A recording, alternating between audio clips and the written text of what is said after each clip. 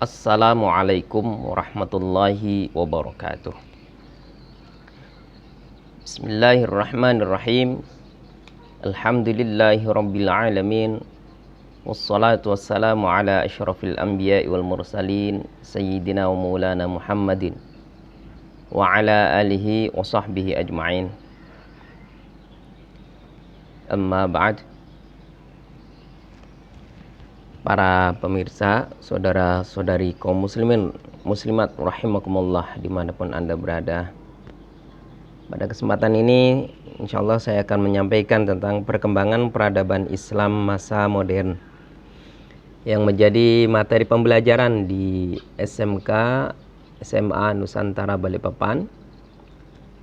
Mata pelajarannya adalah Pendidikan Agama Islam untuk kelas 11 semester genap. Saya Muhammad Adib SPDI. Baiklah, pertama-tama kita akan melihat kompetensi dasar yang menjadi bahan untuk pembahasan ini. Kompetensi dasarnya adalah mempertahankan keyakinan yang benar sesuai ajaran Islam dalam sejarah peradaban Islam pada masa modern, bersikap rukun dan kompetitif dalam kebaikan sebagai implementasi nilai-nilai sejarah peradaban Islam pada masa modern, menelaah perkembangan Islam pada masa modern yaitu mulai dari tahun 1800 sampai sekarang, kemudian menyajikan prinsip-prinsip perkembangan peradaban Islam pada masa modern 1800 sampai sekarang, dan menyajikan prinsip-prinsip pembaruan yang sesuai dengan perkembangan peradaban Islam pada masa modern. Maka kita akan fokus kepada KD yang 3.11 yaitu menelaah perkembangan Islam pada masa modern.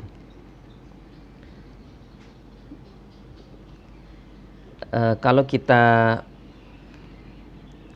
pahami bahwa Islam itu telah ada sejak dari zaman Nabi Muhammad sampai sekarang, itu tentunya dalam pelaksanaannya baik dalam hal politik, ekonomi, pendidikan itu mengalami berbagai dinamika. Pada saat ada Nabi Muhammad SAW masih mendampingi para sahabat, maka ketika ada permasalahan segera bisa bertanya kepada sang Rasul.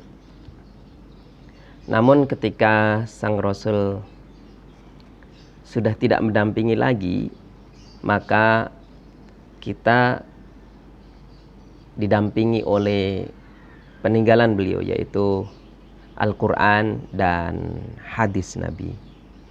Maka disinilah muncul perbedaan dan juga pembaruan pemikiran sesuai dengan alam pikiran yang sesuai pada zaman itu dan dipengaruhi oleh unsur-unsur eksternal. Misalnya ketika umat Islam sudah mulai berinteraksi dengan dunia non-Arab. Banyak sekali dinamika, dan kita di pembahasan ini berfokus kepada Islam dinamika yang terjadi pada zaman modern, yaitu tahun 1800-an sampai sekarang. Baik, kita lanjutkan. Tujuan pembelajaran yaitu kita berfokus kepada memahami sejarah perkembangan Islam pada masa modern, kemudian sehingga bisa mengambil pelajaran yaitu untuk mengambil sikap rukun dan kompetitif dalam kebaikan sebagai implementasi dari nilai sejarah masa modern. Baik, nah dalam kesempatan yang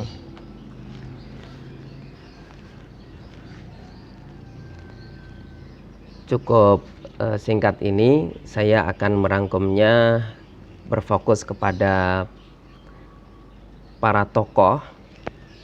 Kita lihat ya. Para tokoh pembaharu Islam pada masa modern, sehingga dinamika-dinamika itu akan terangkum di sini. Dan nanti pembaharu Islam secara internasional, secara global ini nanti akan diadaptasi oleh masing-masing bangsa, disesuaikan dengan ciri khas atau karakter bangsa-bangsa, termasuk di Indonesia juga ikut mengambil manfaat dari pemikiran para tokoh-tokoh ini. Baik, kita lihat yang pertama adalah Rifa'ah Badawi, Rafi' At-Tahtawi. Ini lahir di Tahta, Mesir pada tahun 1801 dan meninggal juga di Mesir. Beliau adalah seorang pemikir Islam yang menyerukan bahwa selain kehidupan akhirat, manusia juga harus memikirkan kehidupan dunia supaya umat Islam tidak terkikis dan terjajah oleh zaman. Perlu dipahami bahwa di tahun-tahun itu, tahun 1700, 1800 itu banyak di belahan bumi bangsa-bangsa yang merupakan bangsa yang mayoritas beragama Islam, tapi pemerintahnya itu adalah diperintah oleh penjajah. Ada yang dijajah oleh Inggris, Belanda, Portugis, dan sebagainya. Nah, maka di tahun-tahun ini muncul seorang tokoh yaitu Rifa'ah Badawi. Jadi ketika umat Islam sudah banyak terfokus kepada akhirat, sudah kelihatan mulai berputus asa terhadap kehidupan dunia, maka beliau ini mengajak, ayo kita harus pikirkan tentang dunia juga gitu. Kemudian tokoh yang kedua adalah Jamaluddin Al-Afghani. Beliau lahir di Afghanistan tahun 1839 dan wafat di Istanbul tahun 1897. Beliau terkenal dengan pan-Islamisme Al-Afghani. Jadi menurut beliau bahwa salah satu penyebab kemunduran umat Islam adalah karena tidak adanya persatuan dan tali persaudaraan di antara umat Islam seluruh dunia.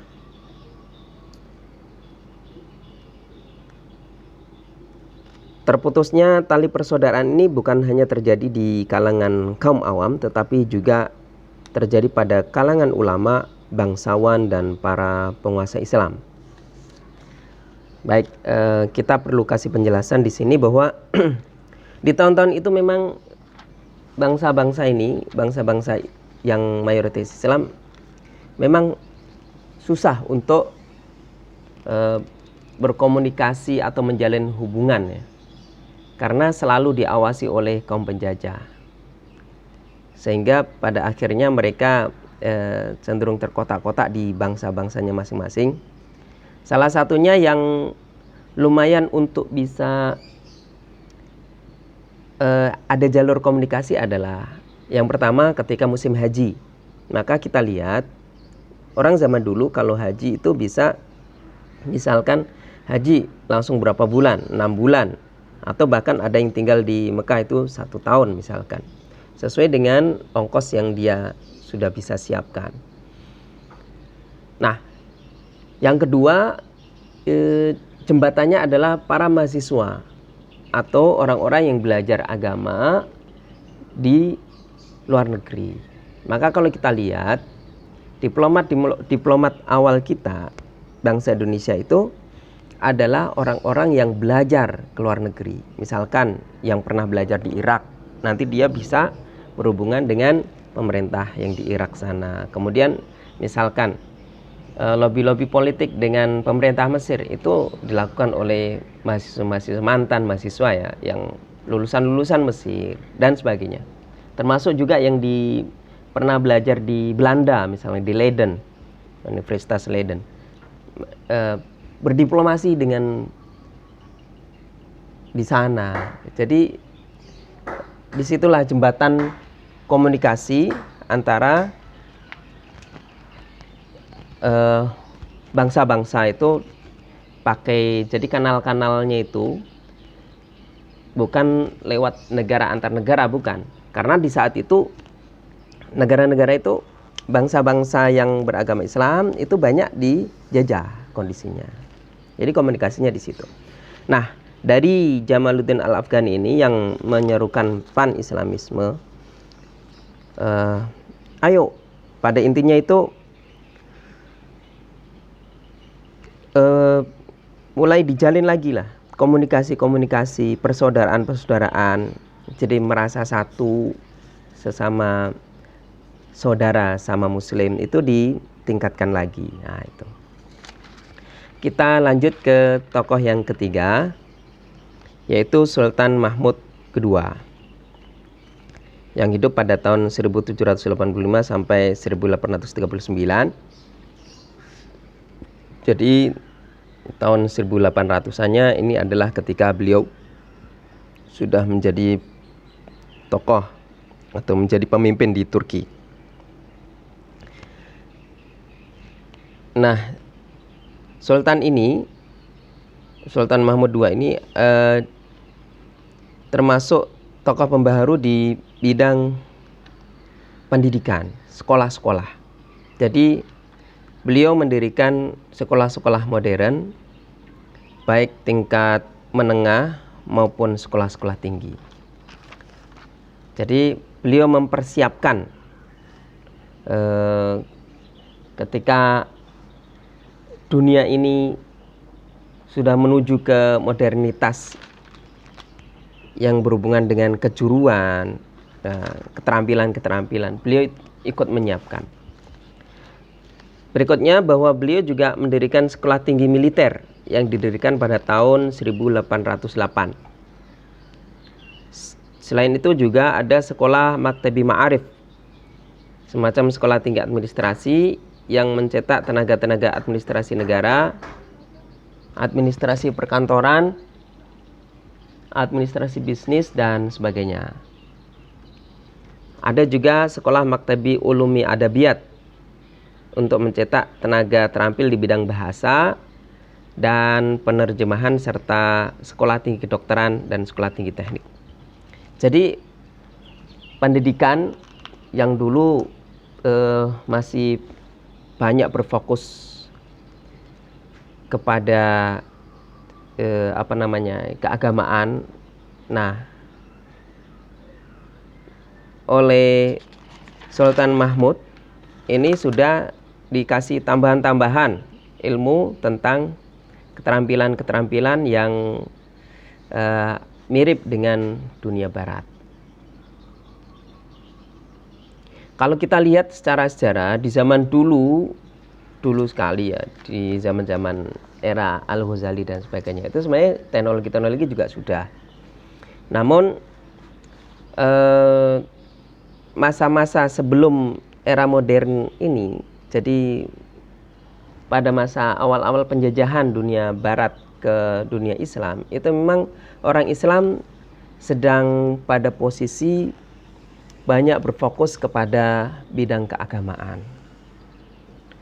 Nah, jadi banyak pasrah urusan akhirat. Padahal kita anjurannya adalah fit dunya hasanah wa fil akhirati hasanah. Di dunia itu dalam keadaan baik, di akhirat juga dalam keadaan baik. Nah, selanjutnya kita lihat tokoh Muhammad Abduh di Mesir. Muhammad Abduh ini adalah seorang akademisi di Al-Azhar.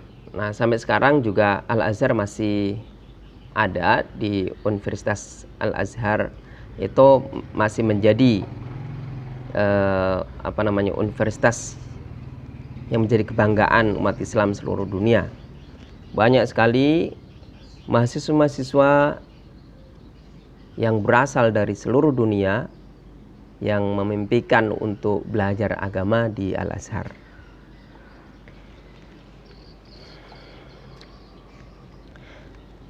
Nah, di dalam pembahasan oleh Muhammad Abduh ini, bahwa pendidikan universal dan global sebagai langkah awal dalam melakukan khilafah, dalam mendorong lahirnya sistem khilafah, hendaknya dimulai dari mencerdaskan umat Islam. Nah, kalau kita lihat di sini, jadi Muhammad Abduh sudah ada cita-cita pengen umat Islam ini kembali lagi bersatu dalam kekhilafahan. Nah, langkah awal untuk bisa seperti itu, maka umat Islam itu harus dicerdaskan dulu. Jadi nanti akan ketika sudah semakin cerdas, maka hiroh keislaman itu akan tumbuh, persaudaraan juga akan tumbuh, dan akhirnya cita-cita khilafah itu bisa terwujud. Nah, ini adalah pemikiran Muhammad Abduh. Selanjutnya adalah Kemal Ataturk dari Turki. Beliau adalah staf umum di Salonika pada tahun 1907. Setelah revolusi Turki, beliau masuk ke organisasi Persatuan dan Kesatuan untuk melakukan pembaruan Turki. Beliau diangkat menjadi Panglima Divisi 19 yang bertugas membebaskan wilayah-wilayah yang telah menjadi kekuasaan asing. Nah, kalau kita lihat pada akhirnya Kemal Ataturk ini nanti pada akhirnya menjadi pemimpin Turki modern, ya. Pada masa Kemal Ataturk ini dilakukan sekularisasi dalam hal pemerintahan, pernikahan, dan pendidikan. Jadi ada sekularisasi. Sekularisasi itu pemisahan antara agama dan pemerintah. Jadi sistem negara dan agama itu dipisah. Kalau kita lihat dulu dari sejarah dulu, itu bahwa seorang pemimpin negara itu juga dia sekaligus juga sebagai pemimpin keagamaan. Jadi kalau kita lihat dulu raja-raja atau khalifah-khalifah itu mereka ahli di bidang agama. Nah, maka di Ataturk ini mulai dipisahkan sekularisasi. Nah, dengan adanya sekularisme ini, maka dampaknya adalah kekhilafahan terhapus, kesultanan juga terhapus. Karena kalau khilafah itu pemimpinnya itu harus ahli agama. Penghapusan sistem khilafah tidak diterima oleh para ulama dan mayoritas umat Islam di seluruh dunia itu memprotes. Kenapa? Karena kita perlu ada simbol. Nah, seperti itu. Para ulama berpendapat bahwa Islam bisa ditegakkan melalui kekuasaan. Nah, jadi itu sebagian dari pergolakan yang ada di era modern, ya, tentang keislaman. Selanjutnya adalah Muhammad bin Abdul Wahab. Ini seorang pembaharu di Arab Saudi, di Najd pada tahun 115 ya, atau 1703 Masehi. Beliau banyak murid dan merupakan penganjur kembali ke Al-Quran dan As-Sunnah.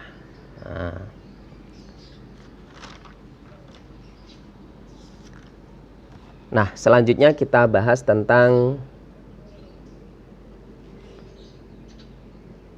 pengaruh gerakan modernisasi Islam terhadap perkembangan Islam di Indonesia.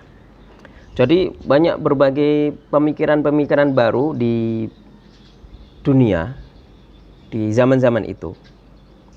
maka oleh bangsa-bangsa yang ada di dunia diadopsi. Dan kalau kita lihat memang wujud nyatanya adalah di tahun-tahun itu sekitar tahun 1900-an itu banyak sekali negara-negara yang akhirnya merdeka. Ada Indonesia, kemudian di sana ada Mesir dan sebagainya. Banyak sekali negara-negara yang asalnya itu di bawah cengkraman bangsa Barat, bangsa Eropa, maka itu merdeka di zaman-zaman itu. Kita lihat perkembangan pengaruh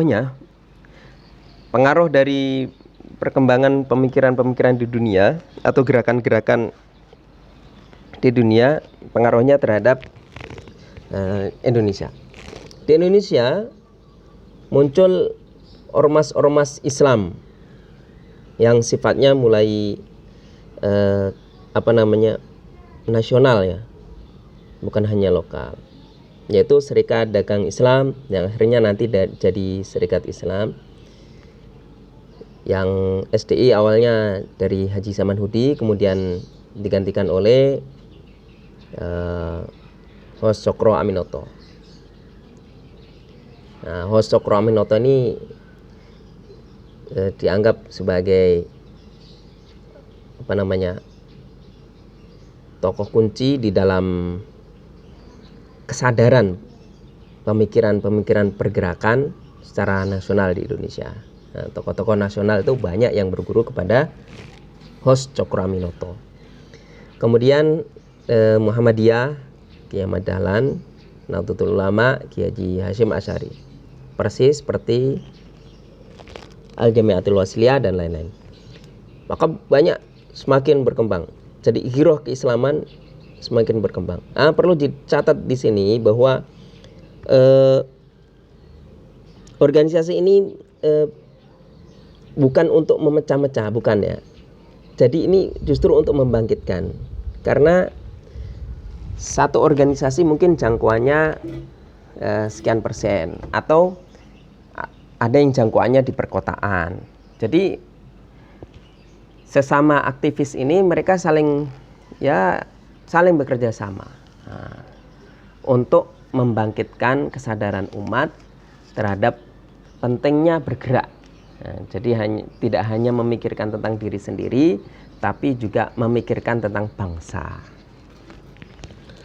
Dan pada akhirnya pada masa pergerakan menuju ke kemerdekaan dan sampai masa mempertahankan kemerdekaan, ya organisasi-organisasi besar inilah yang pada akhirnya ikut banyak mensukseskan berdirinya negara Indonesia. Kalau kita lihat bidang politik, pada akhirnya orang-orang bangsa Indonesia memiliki tujuan bersama untuk membebaskan bangsanya dari cengkraman penjajahan. Dan ini yang perlu digarisbawahi adalah bersama. Kalau dulu di awal-awal itu sifatnya lokal. Nah, di tahun-tahun ini sudah mulai nasional. Makanya ketika nasional ini maka menjadi lebih terstruktur, lebih rapi, persiapannya lebih matang. Sehingga kita bisa lihat di tahun 45 pada saat Indonesia setelah memproklamasikan kemerdekaannya dan sekutu datang lagi untuk mengambil alih lagi, mau dijajah lagi lah gampangnya. Ternyata kita masih mampu mempertahankan kemerdekaan kita. Alhamdulillah. Kita lanjut ya. Bidang pendidikan melakukan perubahan kurikulum pendidikan agama yang dipadukan dengan pendidikan modern. Nah, jadi mulai pendidikan agama yang di pesantren-pesantren itu sudah dikasih tambahan pendidikan modern, dikasih bahasa asing dan sebagainya. Untuk apa? Yang paling utama adalah untuk berdiplomasi, kemudian untuk persiapan mengisi kemerdekaan nanti. Ketika merdeka otomatis kita akan berhubungan dengan dunia luar dan kita tidak boleh ketinggalan. Selanjutnya bidang ekonomi. Maka kita punya kesadaran bersama untuk berusaha membangkitkan ekonomi rakyat. Jadi gimana caranya ya rakyat atau pribumi yang menjadi bangsa terjajah ini bisa ekonominya itu tumbuh. Maka salah satunya kita lihat di atas itu ada Serikat Dagang Islam. Jadi di sana ada sebenarnya persaingan antara para pedagang Islam dan pedagang Cina. Itu di awal-awal ya. Kemudian ada kesadaran ini kita pribumi ini harus harus tumbuh nih ekonominya. Jadi seperti itu. Baik, pada akhirnya kita bisa lihat bahwa gerakan pembaharu Islam di dunia ternyata berimbas juga sampai ke Indonesia. Dan alhamdulillah di ujung akhirnya bahwa Indonesia berhasil memerdekakan bangsanya dengan proklamasi kemerdekaan pada tanggal 17 Agustus tahun 1945.